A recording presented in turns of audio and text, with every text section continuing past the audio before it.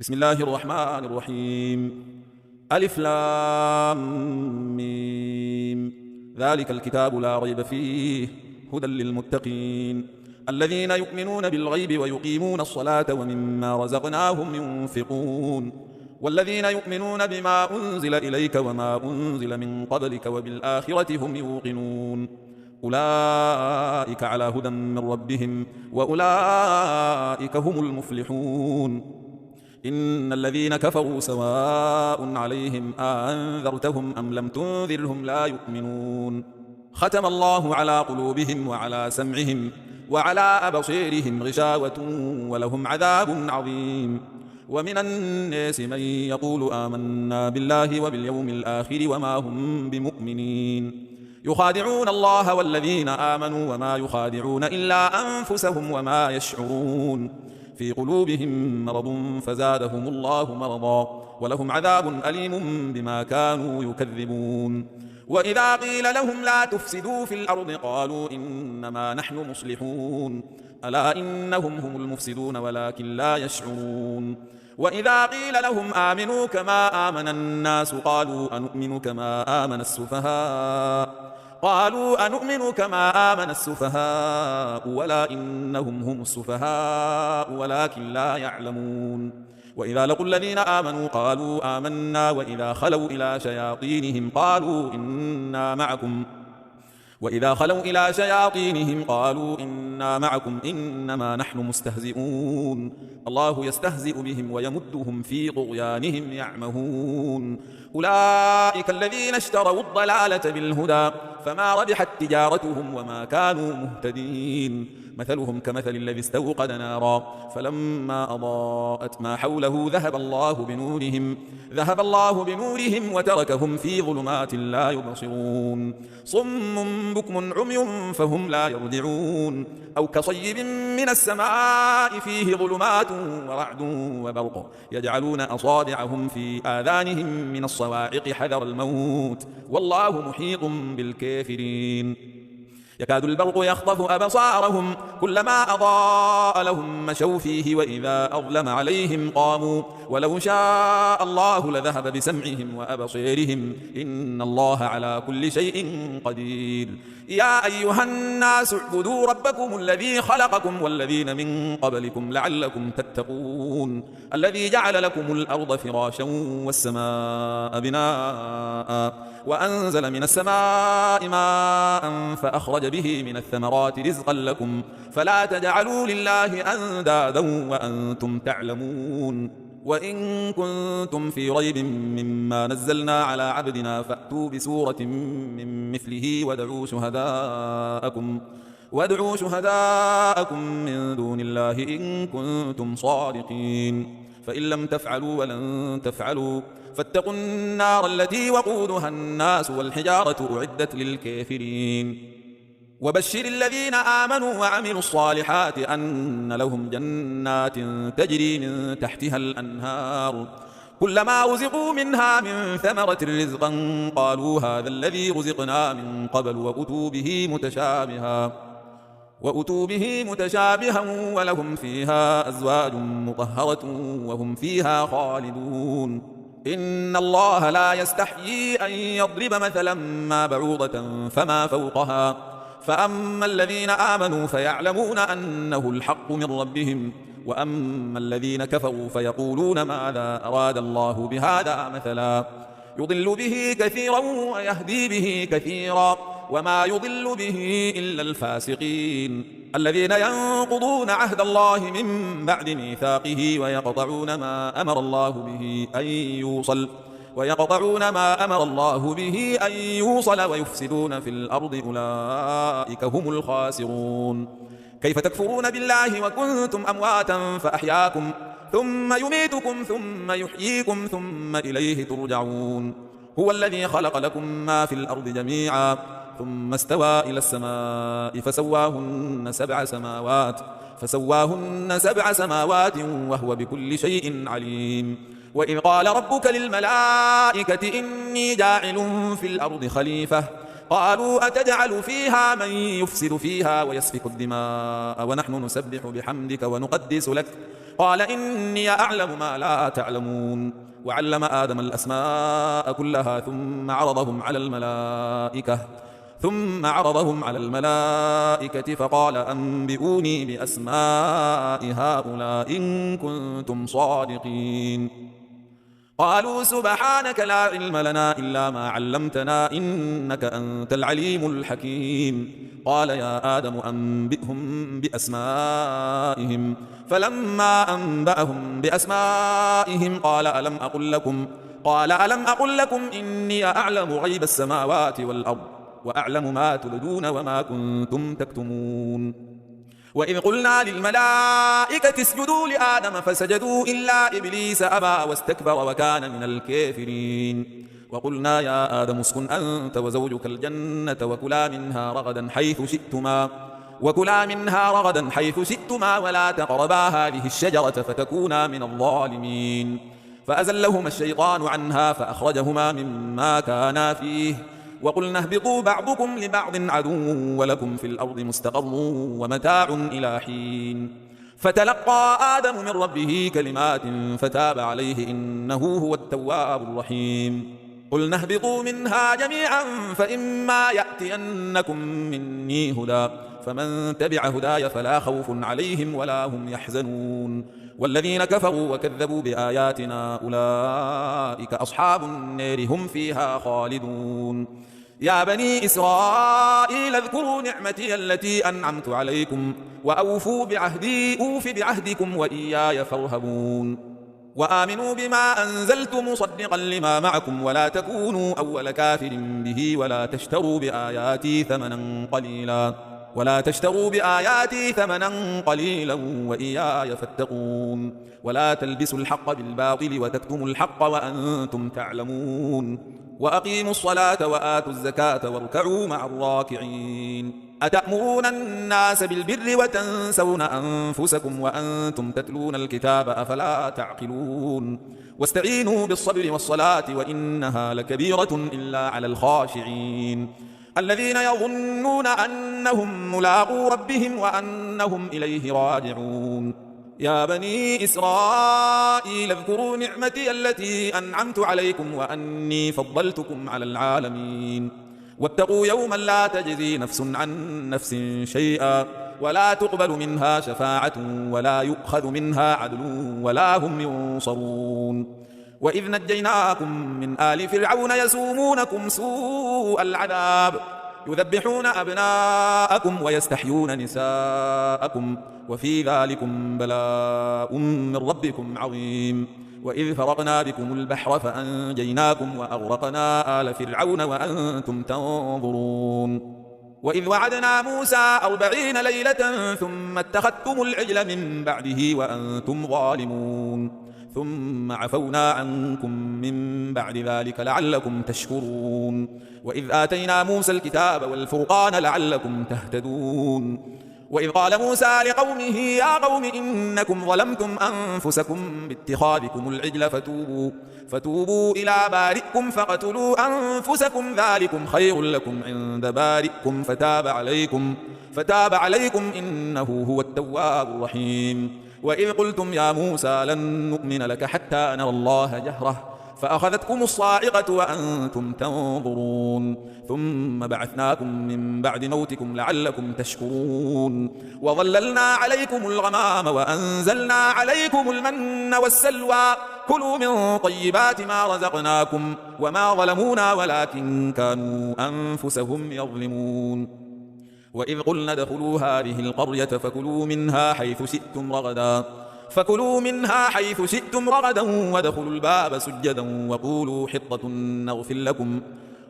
حطة نغفر لكم خطاياكم وسنزيد المحسنين. فبدل الذين ظلموا قولا غير الذي قيل لهم فأنزلنا على الذين ظلموا رجزا من السماء بما كانوا يفسقون. وإذ استسقى موسى لقومه فقلنا اضرب بعصاك الحجر فانفجرت منه 12 عينا قد علم كل أناس مشربهم كلوا واشربوا من رزق الله ولا تعثوا في الأرض مفسدين. وإذ قلتم يا موسى لن نصبر على طعام واحد فادع لنا ربك يخرج لنا مما تنبت الأرض من بقلها وقثائها وفومها يخرج لنا مما تنبت الأرض من بقلها وقثائها وفومها وعدسها وبصلها قال أتستبدلون الذي هو أدنى بالذي هو خير اهبطوا مصرا فإن لكم ما سألتم وضربت عليهم الذلة والمسكنة وباءوا بغضب من الله ذلك بأنهم كانوا يكفرون بآيات الله ويقتلون النبيين بغير الحق ذلك بما عصوا وكانوا يعتدون إن الذين آمنوا والذين هادوا والنصارى والصابئين من آمن بالله واليوم الآخر وعمل صالحا فلهم أجرهم عند ربهم ولا خوف عليهم ولا هم يحزنون وإذ أخذنا ميثاقكم ورفعنا فوقكم الطور خذوا ما آتيناكم بقوة واذكروا ما فيه لعلكم تتقون ثم توليتم من بعد ذلك فلولا فضل الله عليكم ورحمته لكنتم من الخاسرين ولقد علمتم الذين اعتدوا منكم في السبت فقلنا لهم كونوا قردة خاسئين فجعلناها نكالا لما بين يديها وما خلفها وموعظة للمتقين وإذ قال موسى لقومه إن الله يأمركم أن تذبحوا بقرة قالوا أتتخذنا هزؤا قال أعوذ بالله أن أكون من الجاهلين قالوا ادع لنا ربك يبين لنا ما هي قال إنه يقول إنها بقرة لا فارض ولا بكر عوان بين ذلك فافعلوا ما تؤمرون قالوا ادع لنا ربك يبين لنا ما لونها قال إنه يقول إنها بقرة صفراء فاقع لونها تسر الناظرين قالوا ادع لنا ربك يبين لنا ما هي إن البقرة شابه علينا وإنا إن شاء الله لمهتدون قال إنه يقول إنها بقرة لا ذلول تثير الأرض ولا تسقي الحرث مسلمة لا شية فيها قالوا الآن جئت بالحق فذبحوها وما كادوا يفعلون وإذ قتلتم نفسا فادارأتم فيها والله مخرج ما كنتم تكتمون فقلنا اضربوه ببعضها كذلك يحيي الله الموتى ويريكم آياته لعلكم تعقلون ثم قست قلوبكم من بعد ذلك فهي كالحجارة أو أشد قسوة وإن من الحجارة لما يتفجر منه الأنهار وإن منها لما يشقق فيخرج منه الماء وإن منها لما يهبط من خشية الله وما الله بغافل عما تعملون أفتطمعون أن يؤمنوا لكم وقد كان فريق منهم يسمعون كلام الله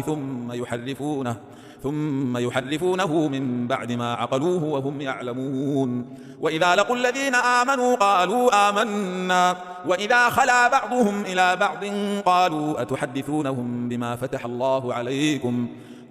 أتحدثونهم بما فتح الله عليكم ليحاجوكم به عند ربكم أفلا تعقلون أولا يعلمون أن الله يعلم ما يسرون وما يعلنون ومنهم أميون لا يعلمون الكتاب إلا أماني وإن هم إلا يظنون فويل للذين يكتبون الكتاب بأيديهم ثم يقولون هذا من عند الله ليشتروا به ثمنا قليلا فويل لهم مما كتبت أيديهم وويل لهم مما يكسبون وقالوا لن تمسنا النار إلا أياما معدودة قل أتخذتم عند الله عهدا فلن يخلف الله عهده أم تقولون على الله ما لا تعلمون بلى من كسب سيئة وأحاطت به خطيئته فأولئك أصحاب النار هم فيها خالدون والذين آمنوا وعملوا الصالحات أولئك أصحاب الجنة هم فيها خالدون وإذ أخذنا ميثاق بني إسرائيل لا تعبدون إلا الله وبالوالدين إحسانا وذي القربى واليتامى والمساكين وقولوا للناس حسنا وأقيموا الصلاة وآتوا الزكاة ثم توليتم إلا قليلا منكم وأنتم معرضون وإذ أخذنا ميثاقكم لا تسفكون دماءكم لا تسفكون دماءكم ولا تخرجون أنفسكم من دياركم ثم أقررتم وأنتم تشهدون ثم أنتم هؤلاء تقتلون أنفسكم وتخرجون فريقا منكم من ديارهم تظاهرون عليهم بالإثم والعدوان وإن يأتوكم أسارى تفدوهم وهو محرم عليكم إخراجهم أفتؤمنون ببعض الكتاب وتكفرون ببعض فما جزاء من يفعل ذلك منكم إلا خزي في الحياة الدنيا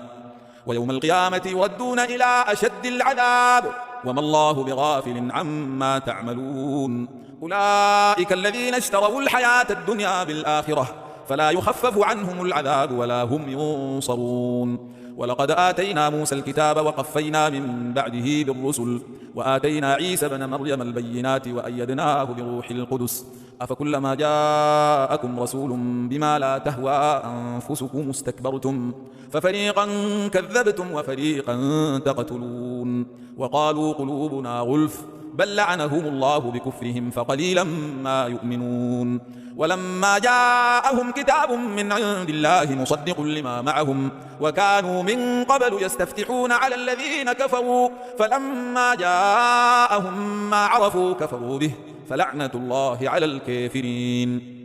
بئس ما اشتروا به أنفسهم أن يكفروا بما أنزل الله بغيا أن ينزل الله من فضله على من يشاء من عباده فباءوا بغضب على غضب وللكافرين عذاب مهين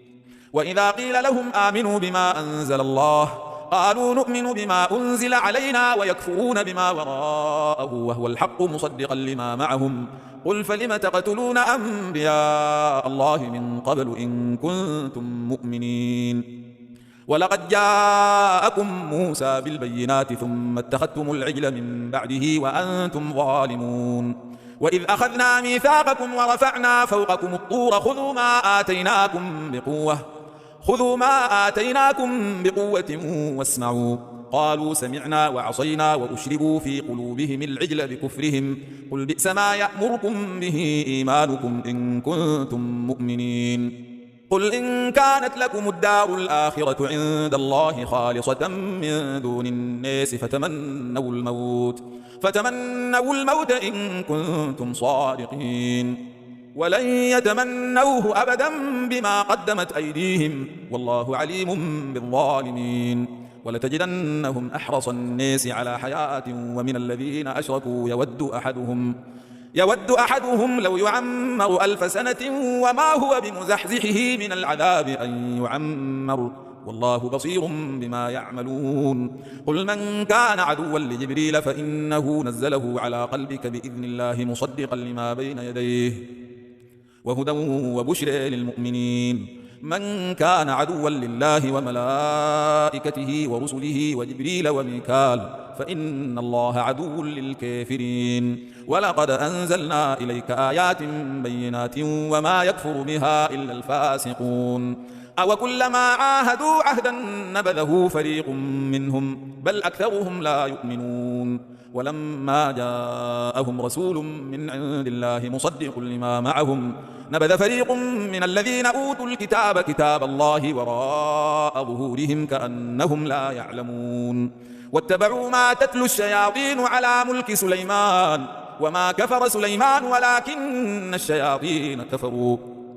ولكن الشياطين كفروا يعلمون الناس السحر وما أنزل على الملكين ببابل هاروت وماروت وما يعلمان من أحد حتى يقولا إنما نحن فتنة فلا تكفر فيتعلمون منهما ما يفرقون به بين المرء وزوجه وما هم بضارين به من أحد إلا بإذن الله ويتعلمون ما يضرهم ولا ينفعهم ولقد علموا لمن اشتريه ما له في الآخرة من خلاق ولبئس ما شروا به أنفسهم لو كانوا يعلمون ولو أنهم آمنوا واتقوا لمثوبة من عند الله خير لو كانوا يعلمون يا أيها الذين آمنوا لا تقولوا راعنا وقولوا انظرنا واسمعوا وللكافرين عذاب أليم. ما يود الذين كفروا من أهل الكتاب ولا المشركين أن ينزل عليكم من خير من ربكم والله يختص برحمته من يشاء والله ذو الفضل العظيم. ما ننسخ من آية أو ننسأها نأت بخير منها أو مثلها ألم تعلم أن الله على كل شيء قدير. ألم تعلم أن الله له ملك السماوات والأرض وما لكم من دون الله من ولي ولا نصير. أم تريدون أن تسألوا رسولكم كما سئل موسى من قبل ومن يتبدل الكفر بالإيمان فقد ضل سواء السبيل. ود كثير من أهل الكتاب لو يردونكم من بعد إيمانكم كفارا حسدا من عند أنفسهم من بعد ما تبين لهم الحق فاعفوا واصفحوا حتى يأتي الله بأمره إن الله على كل شيء قدير. وأقيموا الصلاة وآتوا الزكاة وما تقدموا لأنفسكم من خير تجدوه عند الله إن الله بما تعملون بصير. وقالوا لن يدخل الجنة إلا من كان هودا أو نصارى تلك أمانيهم قل هاتوا برهانكم إن كنتم صادقين. بلى من أسلم وجهه لله وهو محسن فله أجره عند ربه ولا خوف عليهم ولا هم يحزنون. وقالت اليهود ليست النصارى على شيء وقالت النصارى ليست اليهود على شيء وهم يتلون الكتاب كذلك قال الذين لا يعلمون مثل قولهم فالله يحكم بينهم يوم القيامة فيما كانوا فيه يختلفون.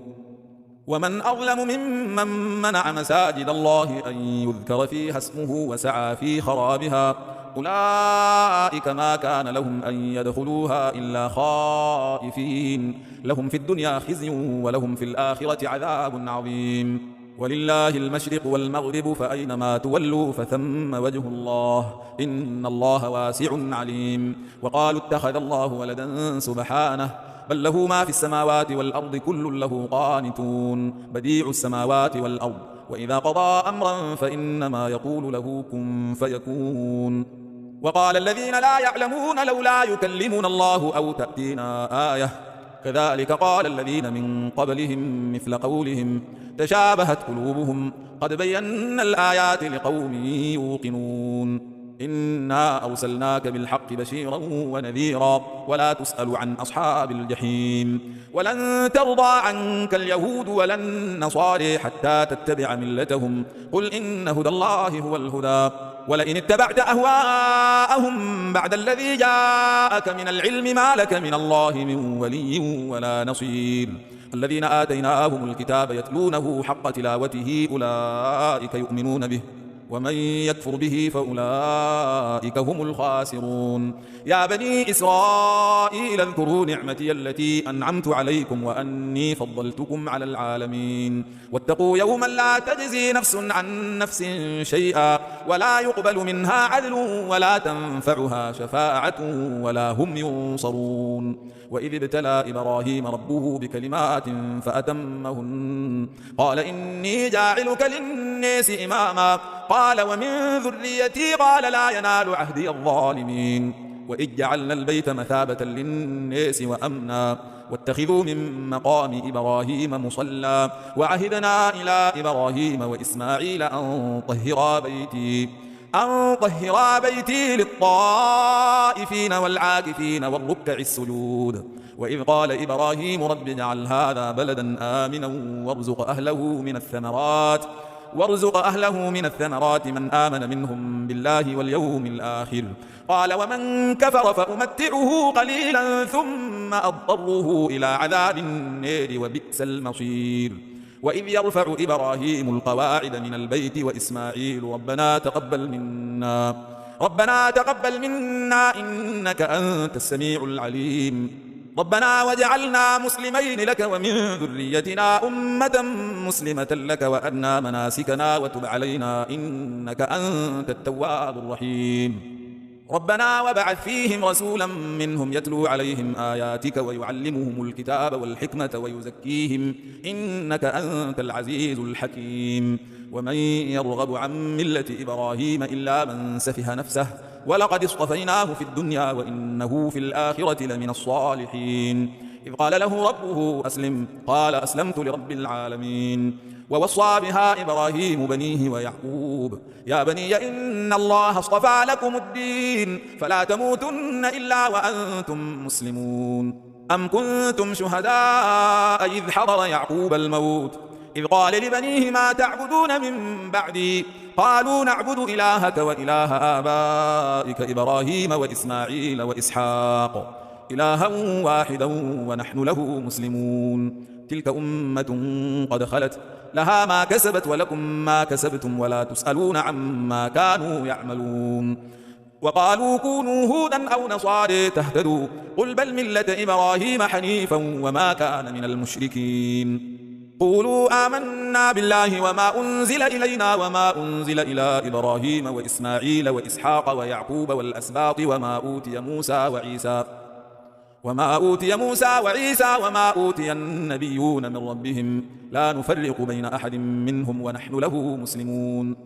فإن آمنوا بمثل ما آمنتم به فقد اهتدوا وإن تولوا فإنما هم في شقاق فسيكفيكهم الله وهو السميع العليم صبغة الله ومن أحسن من الله صبغة ونحن له عابدون قل أتحاجوننا في الله وهو ربنا وربكم ولنا أعمالنا ولكم أعمالكم ونحن له مخلصون أم يقولون إن إبراهيم وإسماعيل وإسحاق ويعقوب والأسباط كانوا هودا أو نصارى قل أنتم أعلم أم الله ومن أظلم ممن كتم شهادة عنده من الله وما الله بغافل عما تعملون تلك أمة قد خلت لها ما كسبت ولكم ما كسبتم ولا تسألون عما كانوا يعملون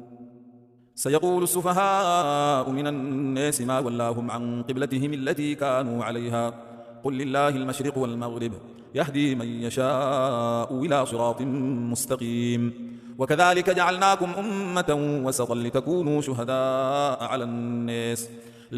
شهداء على الناس ويكون الرسول عليكم شهيدا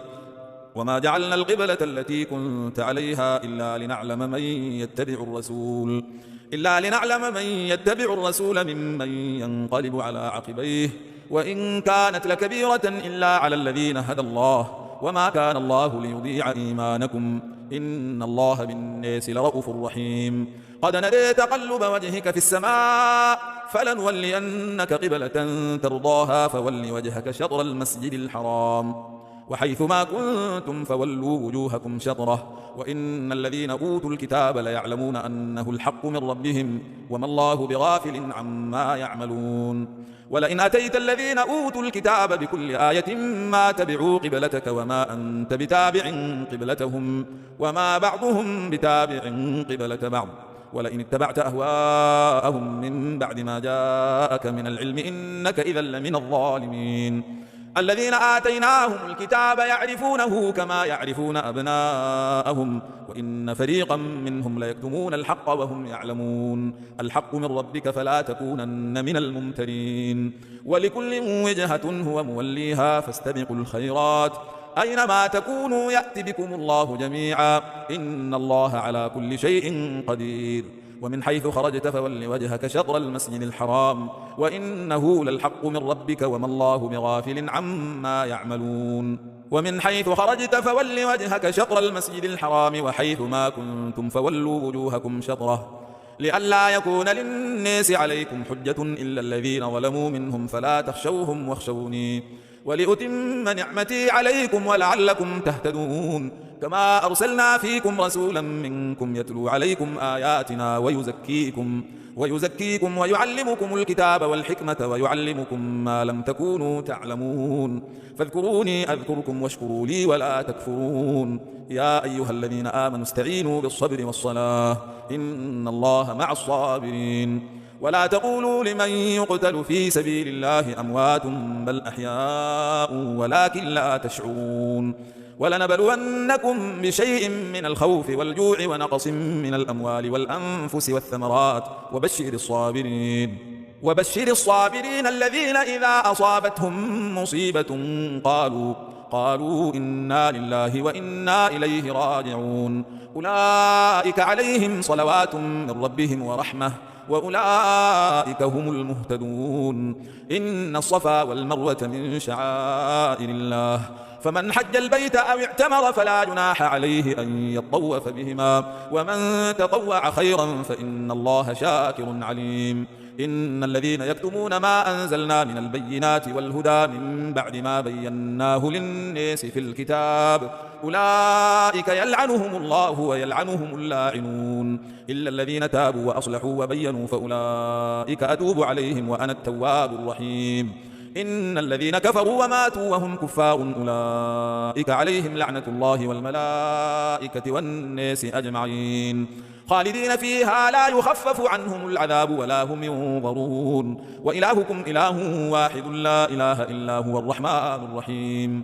إن في خلق السماوات والأرض واختلاف الليل والنهار والفلك التي تجري في البحر بما ينفع الناس وما أنزل الله من السماء من ماء فأحيا به الأرض بعد موتها وبث فيها من كل دابة وتصريف الرياح والسحاب المسخر بين السماء والأرض لآيات لقوم يعقلون ومن الناس من يتخذ من دون الله أندادا يحبونهم كحب الله والذين آمنوا أشد حبا لله ولو يرى الذين ظلموا إذ يرون العذاب أن القوة لله جميعا وأن الله شديد العذاب اتبرأ الذين اتبعوا من الذين اتبعوا ورأوا العذاب وتقطعت بهم الأسباب وقال الذين اتبعوا لو أن لنا كرة فنتبرأ منهم كما تبرأوا منا كذلك يريهم الله أعمالهم حسرات عليهم وما هم بخارجين من النار يا أيها الناس كلوا مما في الأرض حلالا طيبا ولا تتبعوا خطوات الشيطان إنه لكم عدو مبين إنما يأمركم بالسوء والفحشاء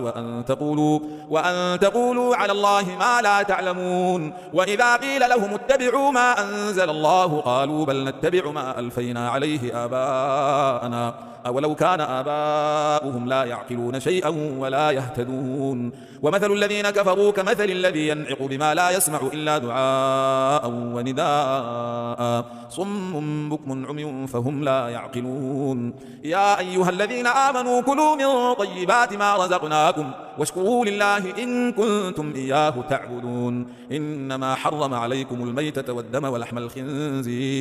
ولحم الخنزير وما أهل به لغير الله فمن اضطر غير باغ ولا عاد فلا إثم عليه إن الله غفور رحيم إن الذين يكتمون ما أنزل الله من الكتاب ويشترون به ثمنا قليلا أولئك ما يأكلون في بطونهم إلا النار ولا يكلمهم الله يوم القيامة ولا يزكيهم ولهم عذاب أليم أولئك الذين اشتروا الضلالة بالهدى والعذاب بالمغفرة فما أصبرهم على النار ذلك بأن الله نزل الكتاب بالحق وإن الذين اختلفوا في الكتاب لفي شقاق بعيد ليس البر أن تولوا وجوهكم قبل المشرق والمغرب ولكن البر من آمن بالله واليوم الآخر والملائكة والكتاب والنبيين وآتى المال على حبه ذوي القربى واليتامى والمساكين وابن السبيل والسائلين وفي الرقاب وأقام الصلاة وآتى الزكاة والموفون بعهدهم إذا عاهدوا والصابرين في البأساء والضراء وحين البأس أولئك الذين صدقوا وأولئك هم المتقون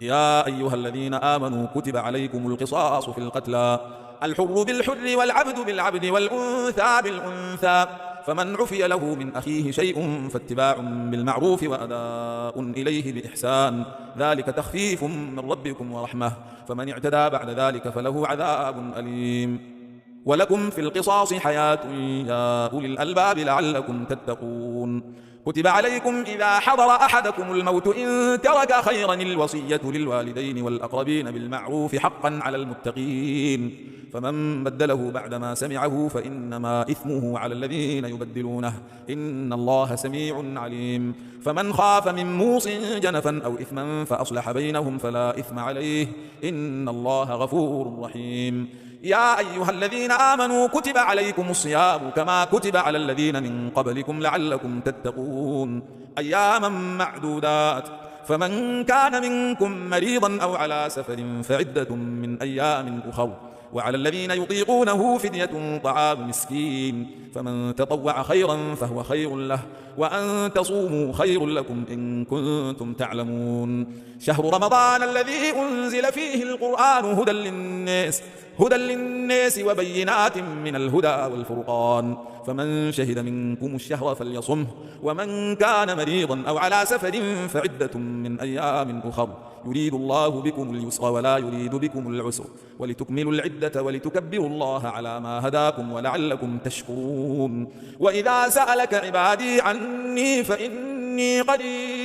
فإني قريب أجيب دعوة الداعي إذا دعان فليستجيبوا لي وليؤمنوا بي لعلهم يرشدون أحل لكم ليلة الصيام الرفث إلى نسائكم هن لباس لكم وأنتم لباس لهن علم الله أنكم كنتم تختانون أنفسكم فتاب عليكم وعفى عنكم فالآن باشروهن وابتغوا ما كتب الله لكم وكلوا واشربوا حتى يتبين لكم الخيط الأبيض من الخيط الأسود من الفجر ثم أتموا الصيام إلى الليل ولا تباشروهن وأنتم عاكفون في المساجد تلك حدود الله فلا تقربوها كذلك يبين الله آياته للناس لعلهم يتقون ولا تأكلوا أموالكم بينكم بالباطل وتدلوا بها إلى الحكام لتأكلوا فريقا من أموال الناس بالإثم وأنتم تعلمون يسألونك عن الأهلة قل هي مواقيت للناس والحج وليس البر بأن تأتوا البيوت من ظهورها ولكن البر من اتقى وأتوا البيوت من أبوابها واتقوا الله لعلكم تفلحون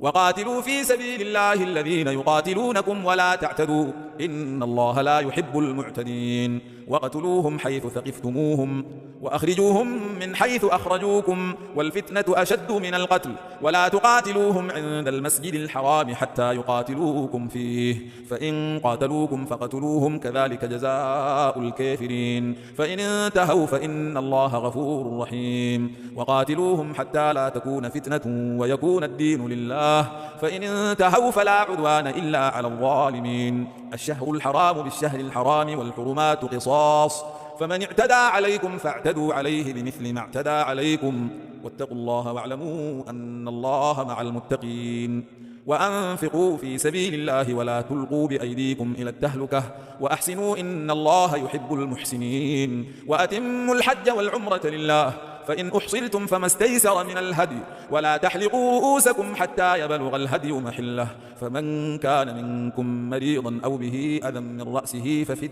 ففدية من صيام أو صدقة أو نسك فإذا أمنتم فمن تمتع بالعمرة إلى الحج فما استيسر من الهدي فمن لم يجد فصيام 3 أيام في الحج و7 إذا رجعتم تلك 10 كاملة ذلك لمن لم يكن أهله حاضر المسجد الحرام واتقوا الله واعلموا أن الله شديد العقاب الحج أشهر معلومات فمن فرض فيهن الحج فلا رفث ولا فسوق ولا جدال في الحج وما تفعلوا من خير يعلمه الله وتزودوا فإن خير الزاد التقوى واتقوني يا أولي الألباب ليس عليكم جناح أن تبتغوا فضلا من ربكم فإذا أفضتم من عرفات فاذكروا الله عند المشعر الحرام واذكروه كما هداكم وإن كنتم من قبله لمن الضالين ثم أفيضوا من حيث أفاض الناس واستغفروا الله إن الله غفور رحيم فإذا قضيتم مناسككم فاذكروا الله كذكركم آباءكم أو أشد ذكرا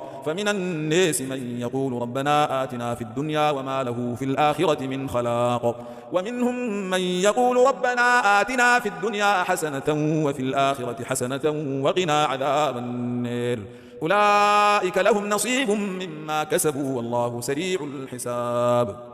واذكروا الله في أيام معدودات فمن تعجل في يومين فلا إثم عليه ومن تأخر فلا إثم عليه لمن اتقى واتقوا الله واعلموا أنكم إليه تحشرون ومن الناس من يعجبك قوله في الحياة الدنيا ويشهد الله على ما في قلبه وهو ألد الخصام وإذا تولى سعى في الأرض ليفسد فيها ويهلك الحرث والنسل، والله لا يحب الفساد. وإذا قيل له اتق الله أخذته العزة بالإثم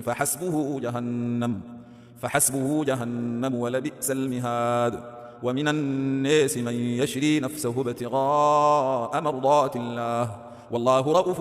بالعباد. يا أيها الذين آمنوا ادخلوا في السلم كافة ولا تتبعوا خطوات الشيطان إنه لكم عدو مبين. فإن زللتم من بعد ما جاءتكم البينات فاعلموا أن الله عزيز حكيم. هل ينظرون إلا أن يأتيهم الله في ظلل من الغمام والملائكة وقضي الأمر وإلى الله ترجع الأمور. سل بني إسرائيل كم آتيناهم من آية بينة، ومن يبدل نعمة الله من بعد ما جاءته فإن الله شديد العقاب. زين للذين كفروا الحياة الدنيا ويسخرون من الذين آمنوا، والذين اتقوا فوقهم يوم القيامة، والله يرزق من يشاء بغير حساب. كان الناس أمة واحدة فبعث الله النبيين مبشرين ومنذرين، وأنزل معهم الكتاب بالحق ليحكم بين الناس فيما اختلفوا فيه، وما اختلف فيه إلا الذين أوتوه من بعد ما جاءتهم البينات بغيا بينهم، فهدى الله الذين آمنوا لما اختلفوا فيه من الحق بإذنه، والله يهدي من يشاء إلى صراط مستقيم. أم حسبتم أن تدخلوا الجنة ولما يأتكم مثل الذين خلوا من قبلكم مستهم البأساء والضراء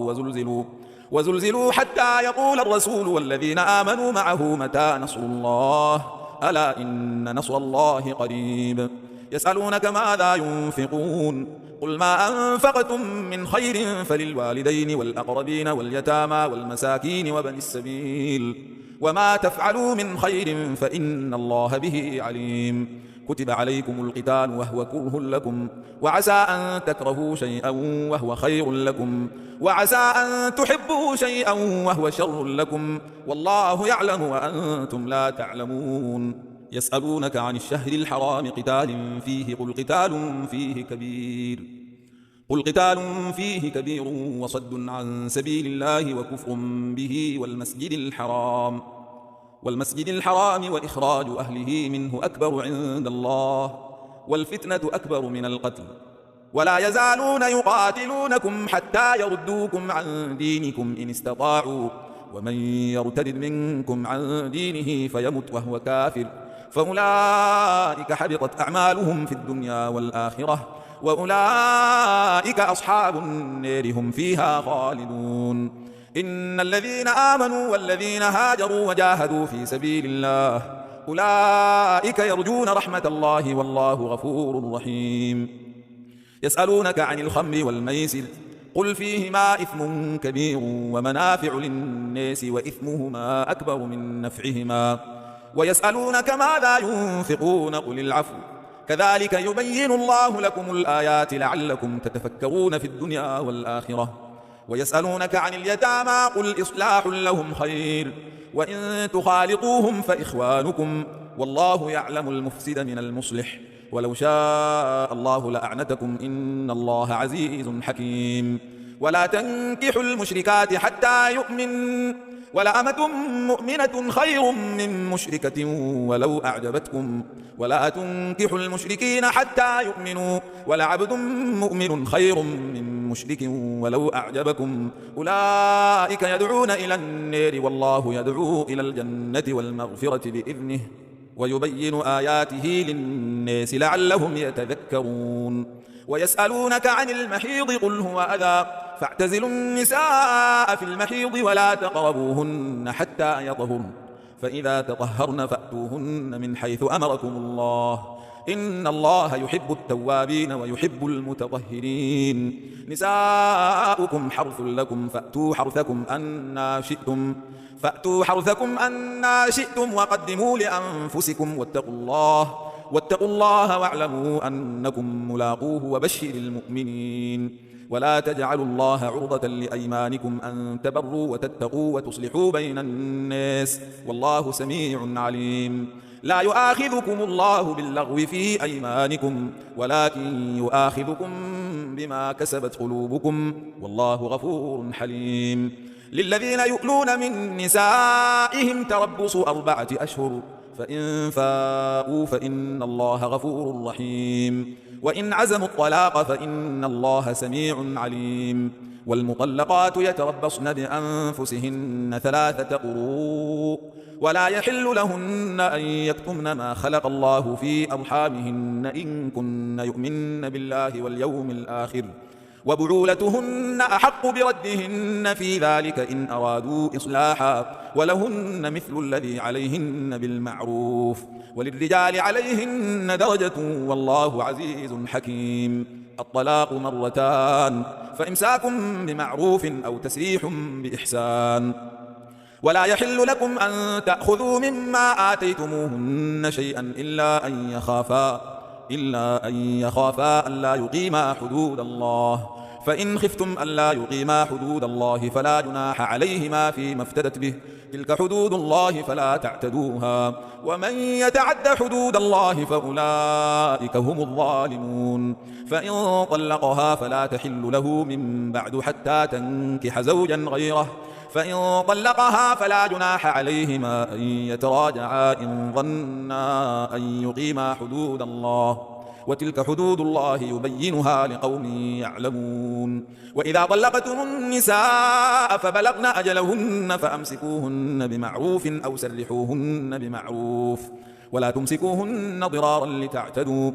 ومن يفعل ذلك فقد ظلم نفسه. ولا تتخذوا آيات الله هزؤا واذكروا نعمة الله عليكم وما أنزل عليكم من الكتاب والحكمة يعظكم به واتقوا الله واعلموا أن الله بكل شيء عليم. وإذا طلقتم النساء فبلغن أجلهن فلا تعضلوهن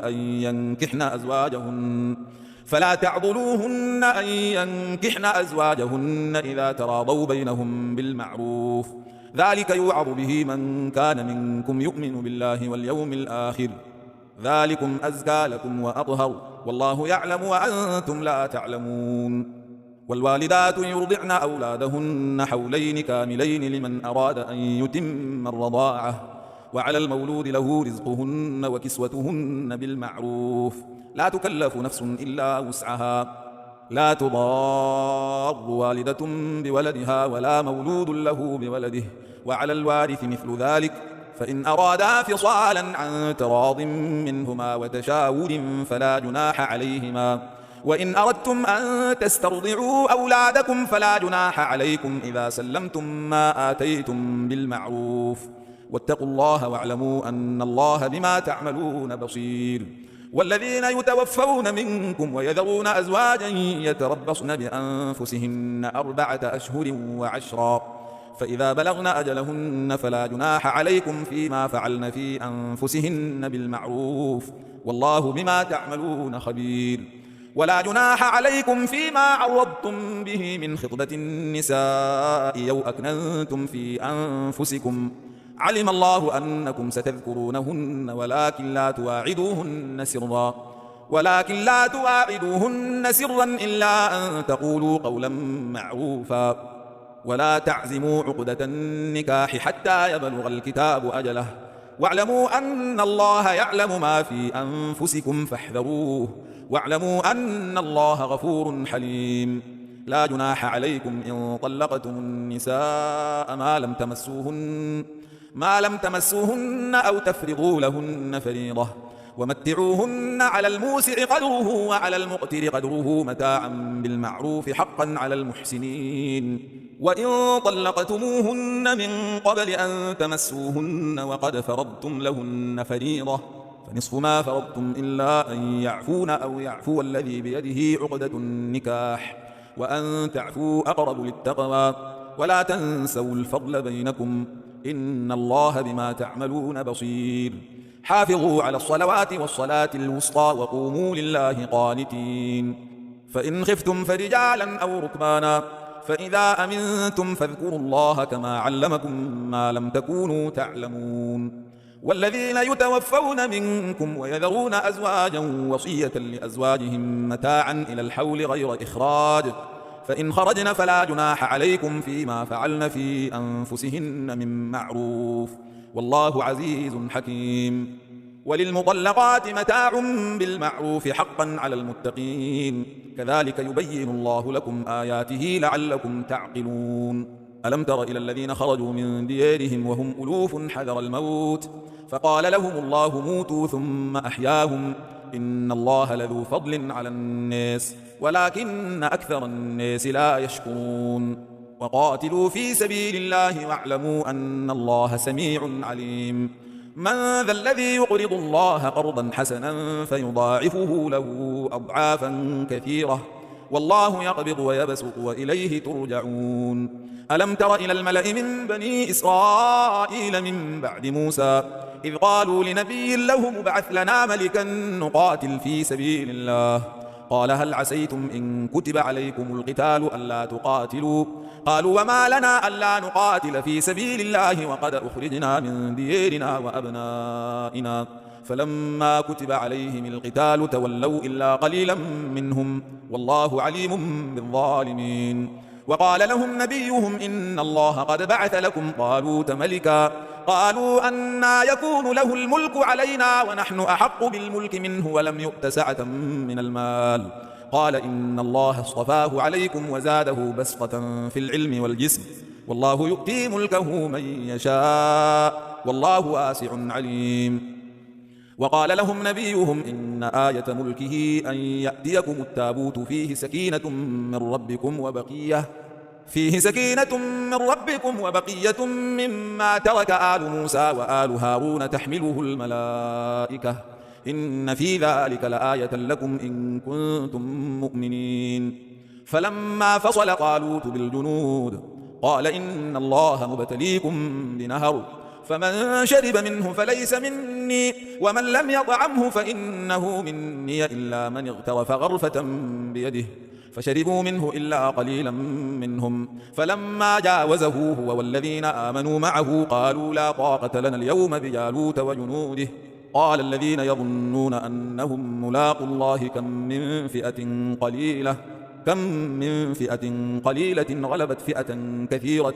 بإذن الله، والله مع الصابرين. ولما برزوا لجالوت وجنوده قالوا ربنا أفرغ علينا صبرا وثبت أقدامنا وانصرنا على القوم الكافرين، فهزموهم بإذن الله. وقتل داود جالوت وآتاه الله الملك والحكمة وعلمه مما يشاء، ولولا دفع الله الناس بعضهم ببعض لفسدت الأرض ولكن الله ذو فضل على العالمين. تلك آيات الله نتلوها عليك بالحق وإنك لمن المرسلين. تلك الرسل فضلنا بعضهم على بعض، منهم من كلم الله ورفع بعضهم درجات، وآتينا عيسى بن مريم البينات وأيدناه بروح القدس، ولو شاء الله ما اقتتل الذين من بعدهم من بعد ما جاءتهم البينات ولكن اختلفوا فمنهم من آمن ومنهم من كفر، ولو شاء الله ما اقتتلوا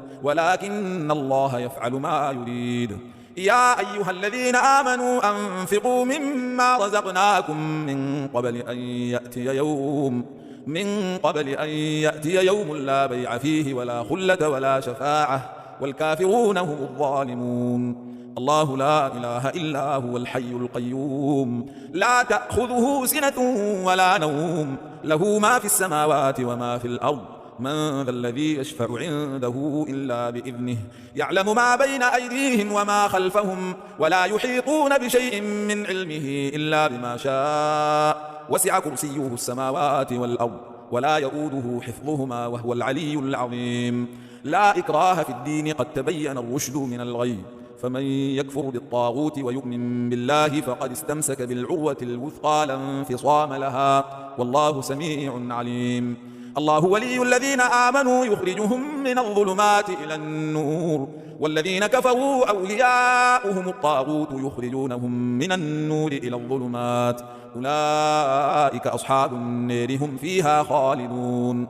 ألم تر إلى الذي حاج إبراهيم في ربه أن آتاه الله الملك إذ قال إبراهيم ربي الذي يحيي ويميت قال أنا أحيي وأميت قال إبراهيم فإن الله يأتي بالشمس من المشرق فأت بها من المغرب فبهت الذي كفر والله لا يهدي القوم الظالمين أو كالذي مر على قرية وهي خاوية على عروشها قال أنى يحيي هذه الله بعد موتها فأماته الله 100 عام ثم بعثه قال كم لبثت قال لبثت يوما أو بعض يوم قال بل لبثت 100 عام فانظر إلى طعامك وشرابك لم يتسنه وانظر إلى حميرك ولنجعلك آية للناس وانظر إلى العظام كيف ننشرها ثم نكسوها لحما فلما تبين له قال أعلم أن الله على كل شيء قدير وإذ قال إبراهيم رب أرني كيف تحيي الموتى قال أولم تؤمن قال بلى ولكن ليطمئن قلبي قال فخذ 4 من الطير فصرهن إليك ثم اجعل على كل جبل منهن جزءا ثم ادعهن يأتينك سعيا واعلم أن الله عزيز حكيم مثل الذين ينفقون أموالهم في سبيل الله كمثل حبة أنبتت 7 سنابل في كل سنبلة 100 حبة والله يضاعف لمن يشاء والله واسع عليم الذين ينفقون أموالهم في سبيل الله ثم لا يتبعون ما أنفقوا منا ولا أذى لهم أجرهم عند ربهم ولا خوف عليهم ولا هم يحزنون قول معروف ومغفرة خير من صدقة يتبعها أذى والله غني حليم يا أيها الذين آمنوا لا تبطلوا صدقاتكم بالمن والأذى كالذي ينفق ماله رئاء الناس ولا يؤمن بالله واليوم الآخر فمثله كمثل صفوان عليه تراب فأصابه وابل فتركه صلدا لا يقدرون على شيء مما كسبوا والله لا يهدي القوم الكافرين ومثل الذين ينفقون أموالهم ابتغاء مرضات الله وتثبيتا من أنفسهم كمثل جنة بربوة أصابها وابل فآتت أكلها ضعفين فإن لم يصبها وابل فطل والله بما تعملون بصير أيود أحدكم أن تكون له جنة من نخيل وأعناب تجري من تحتها الأنهار له فيها من كل الثمرات وأصابه الكبر وله ذرية ضعفاء فأصابها إعصار فيه نار فاحترقت كذلك يبين الله لكم الآيات لعلكم تتفكرون يا أيها الذين آمنوا أنفقوا من طيبات ما كسبتم ومما أخرجنا لكم من الأرض ولا تيمموا الخبيث منه تنفقون ولستم بآخذيه إلا أن تغمضوا فيه واعلموا أن الله غني حميد الشيطان يعدكم الفقر ويأمركم بالفحشاء والله يعدكم مغفرة منه وفضلا والله واسع عليم يؤتي الحكمة من يشاء ومن يؤت الحكمة فقد أوتي خيرا كثيرا وما يذكر إلا أولو الألباب وما أنفقتم من نفقة أو نذرتم من نذر فإن الله يعلمه وما للظالمين من أنصير إن تبدوا الصدقات فنعما هي وإن تخفوها وتؤتوها الفقراء فهو خير لكم ونكفر عنكم من سيئاتكم والله بما تعملون خبير ليس عليك هداهم ولكن الله يهدي من يشاء وما تنفقوا من خير فلأنفسكم وما تنفقون إلا ابتغاء وجه الله وما تنفقوا من خير يوفى إليكم وأنتم لا تظلمون للفقراء الذين أحصروا في سبيل الله لا يستطيعون ضربا في الأرض يحسبهم الجاهل أغنياء من التعفف تعرفهم بسيماهم لا يسألون الناس إلحافا وما تنفقوا من خير فإن الله به عليم الذين ينفقون أموالهم بالليل والنهار سرا وعلانية فلهم أجرهم عند ربهم ولا خوف عليهم ولا هم يحزنون الذين يأكلون الربا لا يقومون إلا كما يقوم الذي يتخبطه الشيطان من المس ذلك بأنهم قالوا إنما البيع مثل الربا وأحل الله البيع وحرم الربا، فمن جاءه موعظة من ربه فانتهى فله ما سلف وأمره إلى الله، ومن عاد فأولئك أصحاب النار هم فيها خالدون.